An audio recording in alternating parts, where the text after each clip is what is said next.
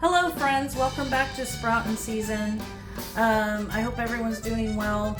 Today we're going to be making some artisan bread from scratch, and I just got through making some chicken and wild rice soup, and I thought this would be great to go with it. So I'm going to show you how to make it. We need kosher salt, about 2 teaspoons.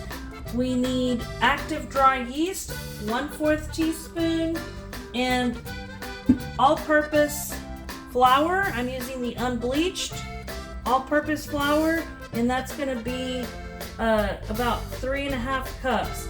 And then for the water, I'm using warm water, and it's going to be 1 3/4. You may even need a little less, maybe about 1.5 cups of water. So let's get started. Okay, so we're going to go ahead and add the flour into our cup.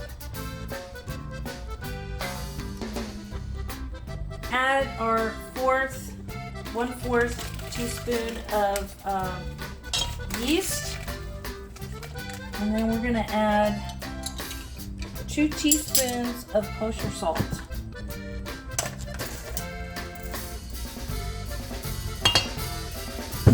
And then we're going to whisk everything together. And once you get everything mixed together and well incorporated, you're going to add your water. A little bit at a time.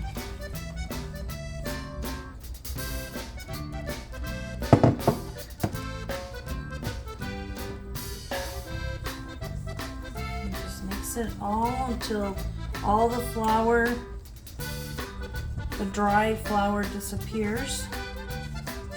And once you get everything incorporated, we're going to set this to the side and wait for our dough to rise, and we're going to leave it overnight. It only takes a few hours.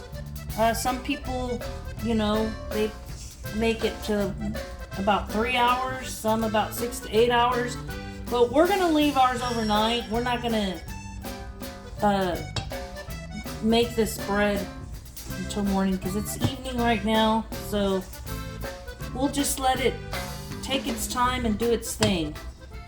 So it's the following day, and our dough with the yeast has been sitting overnight, and I just wanted to show you what it looks like. That's what it should look like, okay? So now what we're gonna do is we're gonna go ahead, first of all, is turn on your oven to 425 degrees, okay? And while that's heating up, then you're gonna go ahead and flour your surface with a generous amount of flour.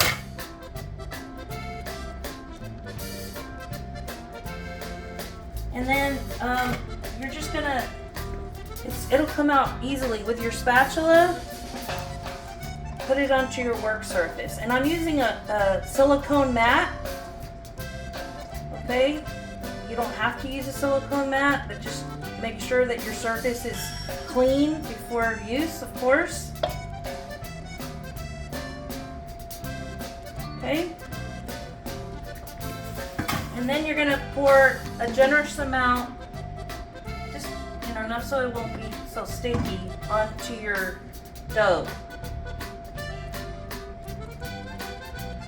You're just going to take, put a little bit more on this side. You're just going to take one side and you're going to do folds. Okay, so 1, like into 4. And then 2, like that, 3, like that, and then 4. And you do it a few times, okay, until you form like a ball, a dough ball. So I put it in here, and we're gonna go ahead and just cover that up again and leave it there until the oven is preheated. Now, I don't know if I mentioned it, but yes, the dough, whenever it's sitting here in this bowl, you can either put it in for like maybe 6 to 8 hours, or you could just do it overnight. I think I did mention it, but just in case I didn't. So we're just gonna leave it there. We're gonna wait for that to heat up. Then we're gonna take this Dutch oven over here, okay? And you're gonna put the whole thing in here for 30 minutes and get it nice and hot, because this is gonna create like moisture inside. It's gonna be like an oven into another oven. But that's where we're gonna put our bread. Our oven is preheated, and I went ahead and set the timer for 30 minutes. I already put the Dutch oven in there with a lid on, okay? And it's right around the middle rack. So we're gonna wait for 30 minutes for that to heat up, and then we're gonna take it out and we'll put our dough ball in there. Our Dutch oven has been in the oven for about 30 minutes, and we're gonna go ahead and take it out. Okay. And then we're gonna put our dough in the pot. Very, very hot, so you need to be careful. I'm just gonna give it one more few turns. It's been sitting in the bowl, and it's I don't want it to be hard to manage putting it in there.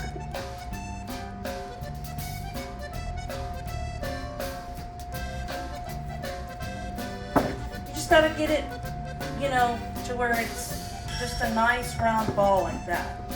Okay, and then you're gonna make a slit right in the middle. That, and we're going to put it inside your pot, and you're going to put the lid on it, put it back in the oven for another 30 minutes, and then after 30 minutes we take it out and we take the lid off, and we're going to let it brown on the top, okay, for about another maybe 10-15 minutes. We're gonna go ahead and take our bread out and check on it. I believe it's ready. I smell it. It smells wonderful in the kitchen.